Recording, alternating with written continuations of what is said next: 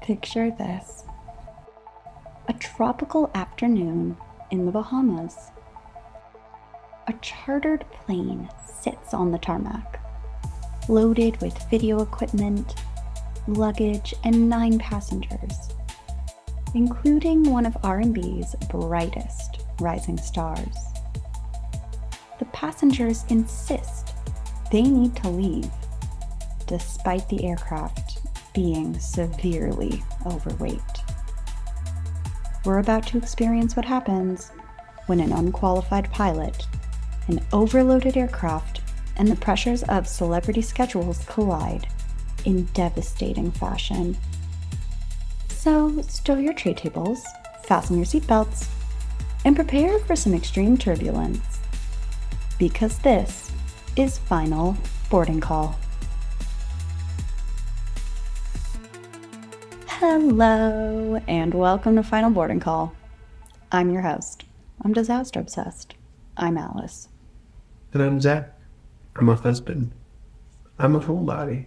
And it's a beautiful night. It's a beautiful night. Beautiful night. It's not pouring rain, No. but it's nice and chilly. Mm-hmm. I'm like a normal woman who just loves the fall and cooling off overnight. Such a pumpkin spice girl.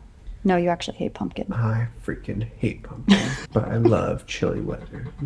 All right. Well, real quick before we dive in, please rate, review, and subscribe wherever you get your podcasts. You guys, we had an insane August, and I genuinely have to say from the bottom of my heart, thank you so much to all of our listeners. You guys are amazing, and we're so grateful that you're sticking this out with us. So keep doing it. Tell a friend. Alrighty, this episode, we've got sources: the Bahamian Civil Aviation Department, My Favorite Murder, episode 304 titled Show Off Time, and then the Wikipedia page as well. PBS. I think you're going to know who this episode is about, so let's dive on in. I sent Zach a weird cryptic text message a few nights ago, and he was like, what's going on? And it was about this case. So here we go. Born Aaliyah Dana Houghton in Brooklyn on January 16th, 1979, Aaliyah was raised in Detroit by parents who recognized her extraordinary talent early. Her mother, Diane, was a vocalist, and her father, Michael, owned a small business. Music was literally in her blood.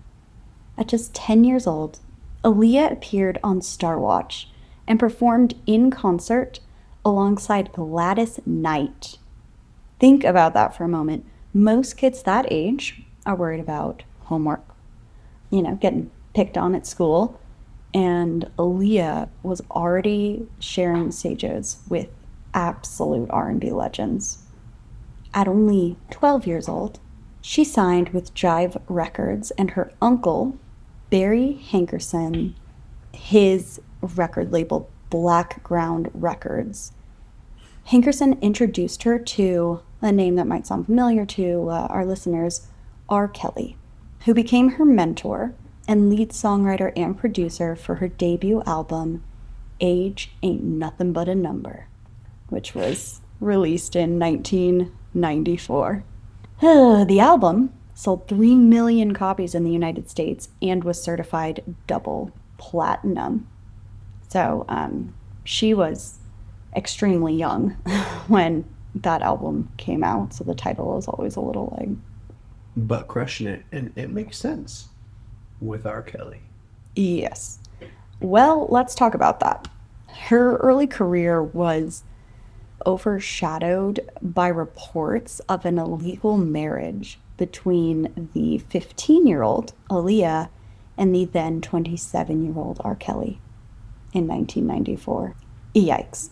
The marriage was allegedly annulled, and Aaliyah ended her contract with Jive, signing with Atlantic Records to distance herself from that controversy. So really smart career move for somebody that young. Not the marrying R. Kelly, but the like, this is not going to be good, so I need to take myself out of that and have like a factory reset Well, she wasn't 18 yet, so maybe Dad pulled that plug. I don't know. Somebody pulled it. And it was a good one. This move proved transformative. So Aaliyah worked with record producers Timbaland and Missy Elliott on her second album, One in a Million, which came out in 1996. And it sold 3 million copies in the United States and more than 8 million worldwide. Dang. This collaboration created a futuristic sound that was years ahead of its time. Music critic Simon Reynolds would later cite her song, Are You That Somebody, as the most radical pop single of 1998. She has signature baggy clothes, sunglasses, hair that covers one eye. It is super kind of late 90s. Before Christina Aguilera did it. It's kind of like, it's kind of got like a TLC vibe a little bit. You know, a little like, I don't want no scrub. Whoa, is that the air? There it goes. Would you mind shutting that for just a second? You're no fun. She really created this immediately recognizable persona that was mysterious, but yet also warm and approachable. I don't know how to explain it, but it just was. I'm approaching mystery. Yeah, I don't know. Like, she looked really cool, but she also didn't look like a mean girl. Right then. Okay. In the year 2000, folks, we are now very early 2000s, Aaliyah made her acting debut in Romeo Must Die alongside Jet Li. I have not actually watched this movie yet, but it's on our list, and I'm excited to watch it even more so now that we're going over this story. She also, more than just acting, she put out an absolute banger for this soundtrack. The song Try Again, which is personally one of my favorite Aaliyah songs, and this is the one that I had you listen to. But for the folks at home, I just want everybody to be understanding of what my life is. Okay, I don't hear from my wife all day long, and then she sends me a link to Try Again music video. Do you know the song? That's all she said. Yes, I know this song. Why? What is the context? What do I need to know about this? Nothing. I get no answers. Being married is fun. so everybody, in my opinion, should know this song. This was a hit, and It's not the remix to Admission, but it is pretty good. it's pretty good. It's pretty good. I was wondering if I could play it on the podcast, but I really don't want to get sued. So I'm just going to like awkwardly hum it for the people. At first you don't succeed. I could try again. Try again. Sorry, Aaliyah. Woof. Sorry to butcher your song. I really did. I'm so sorry. I'm also trying not to wake up our baby, so I'm singing very quietly. And I think my wife's super cute, so it's fine. You guys don't have to like that, but I still got a kick out of it. Well, this song, other than being an absolute smash, in my opinion, I think it's just fantastic. But it made history by becoming the first song to top the Billboard Hot 100 solely through airplay. Yeah. After completing that film, she filmed her starring role in Queen of the Damned, which was actually released after her death, unfortunately. All right, by August 2001, Aaliyah was everywhere. She was an absolute star. Her self-titled third album had debuted at number 1 on the Billboard 200. She had completed filming her role as Z in the Matrix sequels. This girl is such a triple threat. She's an unbelievable dancer. Like, all of her music videos, her dancing is just completely hypnotic. She is an incredible artist and singer. And then she has some damn acting chops. Like, she is not in these little B-rate movies. She is in films with friggin' Jet Li and The Matrix? Come on. I've actually never watched The Matrix. Oh, well, first off, these were the sequels, just to be clear. She's not in the original Matrix. But Never watched any of them. I have seen the first Matrix like maybe halfway through, but we should watch that. Sorry, listeners. Some of them are probably pissed off that we haven't seen the Matrix. So she's a star, right? We've established that. She is in the Bahamas to shoot a music video because she's a star for her latest single, Rock the Boat. Now, Zach, does that sound familiar to you at all, Rock the Boat? No, not really. But it's late, and I... Rock the boat, rock the boat. Okay, anywho. The video shoot wrapped a day early. So they were like... She crushed They it. were on it. She crushed it. I mean, she's a one-take wonder. On August 25th, 2001, which, Zach, was exactly a week ago. Aaliyah and her team, they were scheduled to leave the following day because that's when the shoot was supposed to end. But because they completed ahead of schedule, they decided to return ASAP because she is a superstar and she got shit to do. She's on the move. She's on the move. However, this decision was the wrong one to make. At Marsh Harbour Airport on Abaca Island, Abaca Island. Oh, yes, it's a Boca, but... Abaca Island. Sorry, I have not been to the Bahamas. It's Saturday, August 25th, 2001. The temperature is in the mid-80s with partly cloudy skies. Aaliyah's team had arrived on a much larger aircraft, a Fairchild Metro 3, chartered through Sky Limo. But for the return journey, things were going to be a little bit different. The group expected their charter at 4:30 p.m., but it didn't arrive until 6:15.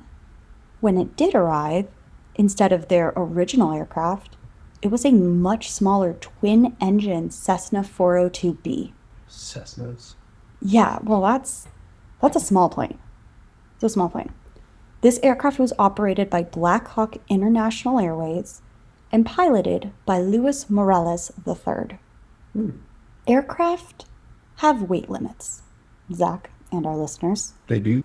Exceeding that limit will impact performance significantly. It might have a hard time climbing. It's going to be harder to control. Have you ever seen a fat bird fly? No, you haven't. Oh my god. That's why penguins can't fly. Because they're too choppy. All right, the Cessna 402B was certified to carry 7 passengers, plus a pilot.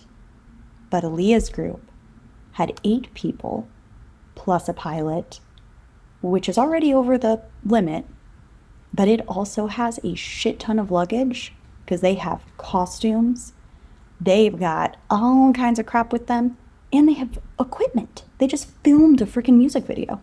And electrical equipment is heavy. Oh, it's so heavy. When pilot Luis Morales saw the equipment, he did express concern.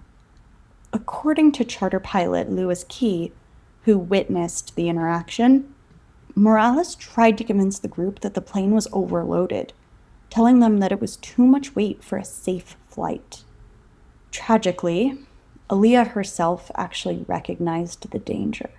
According to Kathy Iandoli, who wrote a 2021 biography on Aaliyah, she was a nervous flyer with serious reservations about the small overloaded plane. She actually refused to board and retreated to a cab, claiming she had a headache. Bless her. We call that intuition, and people should listen to it. But pressure to return that night was intense. According to her biography, while Aaliyah rested in the taxi, one passenger checked on her, gave her an unidentified pill and water. After taking the pill, Aaliyah fell asleep and she was aided onto the plane against her better judgment. But that person got sued. Oh, it's not good, folks. Just don't take unidentified pills. Yeah, so don't take anything from my wife because she's got one giant bottle full of everything you could ever want. I do.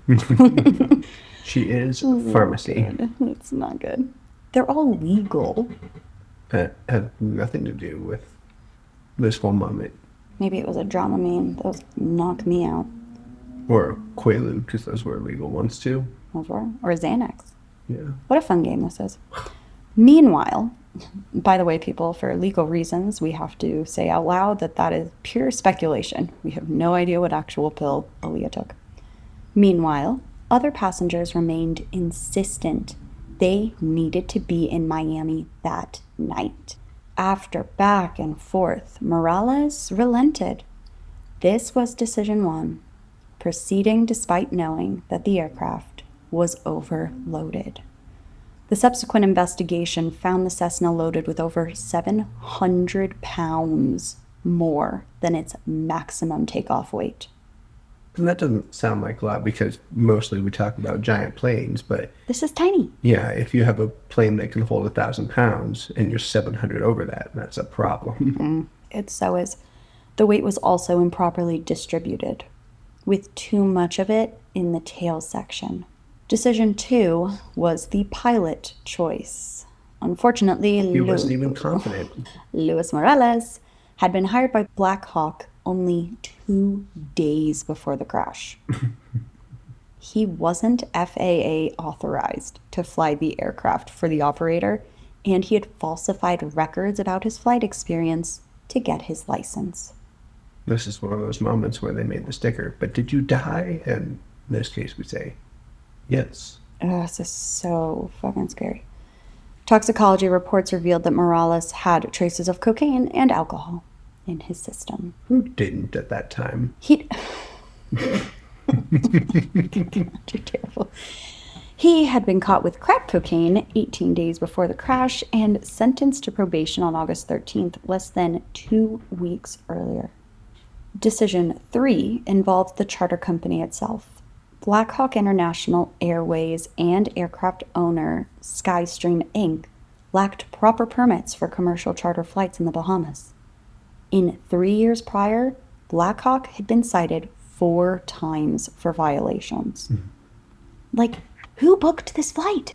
Were they just like, we need the sketchiest possible situation known to mankind. We need an unvetted agency. We need an unlicensed pilot and give us an itty-bitty little plane. He said, we need something now. That's exactly what it. they got. 100% Zach. That is exactly what happened. My mama told me that good things come to those who wait. And like, I waited for some things. And today at work, I got freaking banana bread. Hell yes. Okay. As the Cessna began its takeoff roll at 6:50 p.m., witnesses reported the pilot had difficulty starting one engine. Y'all. Guys, what button does the other side? Who? And you guys, in Cessnas, the redundancy thing, that doesn't apply. Like, you need all the engines to be flying your Cessnas. And to be fair, most of the rules in general apply to commercial. Yeah. I mean, that's fair. This is just... These planes actually terrify me. Yeah, I wouldn't. Little planes. Ugh, absolutely not. I have, and I'm sure I will again, but they still scare the cannolis out of me. Well, I haven't, and I'm not sure that I will. You're going to have to because you're going skydiving. Maybe it won't be a Cessna. It's going to be a tiny little propellery plane. Yeah, but I don't have to ride in it the whole way. When aircraft are overloaded, wings need more speed to generate lift, enough lift for takeoff. Once airborne, they climb slowly, handle poorly, and they require more power to maintain altitude, which burns fuel faster. Witnesses observed the Cessna lifting off, but struggling to gain altitude. The aircraft reached only 60 to 100 feet before it started to descend. One witness saw the plane bank left before nosediving into a marsh, only 200 feet from the runway's end. They did not make it. They were not going fast. They did not make it very far.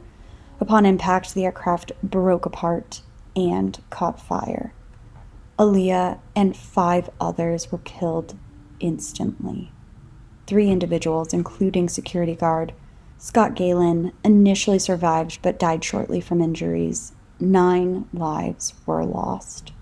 Obviously, Aaliyah, pilot Luis Morales, hairstylist Eric Foreman, Anthony Dodd, security guard Scott Galen, family friend Keith Wallace, makeup artist Christopher Maldonado, and Background Records employees Douglas Kratz and Gina Smith. Emergency responders rushed to the scene, but there was very little that they could do. The coroner found Aaliyah suffered severe burns and a blow to the head. Even if she had survived the initial crash, recovery would have been nearly impossible given the severity of the injuries that she had sustained. The investigation by the Civil Aviation Department of the Bahamas, with the U.S. NTSB and FAA assistance, painted a damning picture of negligence and regulatory failures. First, the aircraft was obviously way overloaded. It was not distributed well, that extra weight, and it made the aircraft impossible to control. The NTSB stated the airplane was seen lifting off the runway and then nose down, impacting in a marsh. And I mean, this description is consistent with what happens when aircraft are overloaded with the center of gravity too far in the back. They stall. Hard not to stall when 70% of your weight is on your butt. Yeah. The FAA confirmed Black Hawk had authorization for limited aircraft use with only one specific named pilot, and that pilot was not Morales. That sounds right. That's on brand for what else we've had going on. It's not good. It's not good. The music world was devastated. Fans gathered in New York City for candlelight vigils. Nearly 6,000 people emailed BBC News expressing shock and sorrow. Aaliyah's private funeral mass was held August 31st, 2001 at the Church of St. Ignatius Loyola. Not that. I love how you can stop and take a moment and say, I got this, and say it worse than you had before that. It's impressive. You're gifted. Loyola. In Manhattan, her body was carried in a horse-drawn glass hearse. An estimated 800 mourners attended, including Missy Elliott, Timbaland, Gladys Knight, Lil' Kim, and Sean Diddy Combs. After the service, 22 white doves were released, symbolizing each year of her life. Aaliyah's parents filed wrongful death lawsuits against Virgin Records America, Black Hawk International Airways, and other entities alleging negligence in chartering the aircraft. Similar lawsuits were filed by other victims' families, eventually settled out of court for undisclosed amounts. The crash highlighted serious deficiencies in charter flight operations and regulatory oversight, raising questions about how celebrities charter aircraft and whether proper safety protocols are followed with high-profile clients or tight schedules. Aaliyah's artistic legacy continues growing 2 decades later. She has sold an estimated 24 to 32 million albums worldwide. That's a lot of albums. Her innovative sound influenced new generations, and in 2010, Billboard listed her as the 10th most successful female R&B artist of the past 25 years. That's pretty impressive. She has been cited as an influence for Beyoncé, Drake, and Rihanna. Beyond her musical legacy, Aaliyah's death serves as a stark aviation safety reminder, folks. The crash factors, right, continue causing general aviation accidents even today. So my word of wisdom to anybody listening to this is, if you are planning to charter a private jet for any reason, period, ask for every certification that you can get your hands on. Ask to see pilots' licenses. Ask to make sure that they have all of their certifications in place. Do your research, do everything in your power to make sure that you are making safe choices. And obviously never exceed a plane's weight limit. That is 101, but do not do that. It may be 101, but people undersell how important that is. And my God, you guys, listen to your instinct. Aaliyah knew. She knew that it was a bad idea to get on that plane. Every instinct in her was saying, do not do this. And she had to be drugged and dragged onto that airplane. If something inside of you is saying that strongly that you shouldn't do something, don't do the thing. Don't do it. And have better friends that don't drug you and bring you on anyway. Touche. Touche. Zach, that is our story today. What'd you think? Short and sweet. I genuinely had no idea of the career and end of Aaliyah. Isn't it crazy? Yeah, it's something that I never even thought of. I mean, if anybody is curious, please go onto YouTube and listen to a couple Aaliyah songs, but she really was an incredible triple threat, and she would have gone on to absolutely have a enormous, monumental career. So it's a huge loss to the music world and to all of us in general. So to you, listener, if you enjoyed this episode, please rate, review, and subscribe wherever you get your podcasts. If somebody can tell Luke how to leave a review on Apple Podcasts, that would be cool. It's not just him. Okay, I also have the Apple Podcast. How do you do it? All I know is that you can leave a 5-star rating on an episode. I don't think you can rate the whole show, which is crazy to me. Okay, can somebody please let us know how to do that? We're on Instagram. We're on Facebook. I'm going to be honest, guys. I've been so swamped with work. I haven't done anything with the Instagram and Facebook, but we do have them. And finally, join us next time when we will be exploring another transportation disaster story. Until then, remember to stow your tray tables, fasten your seatbelts, and prepare for the unexpected, because not every trip reaches its final destination. Goodbye. Goodbye. Peace. Rock the boat.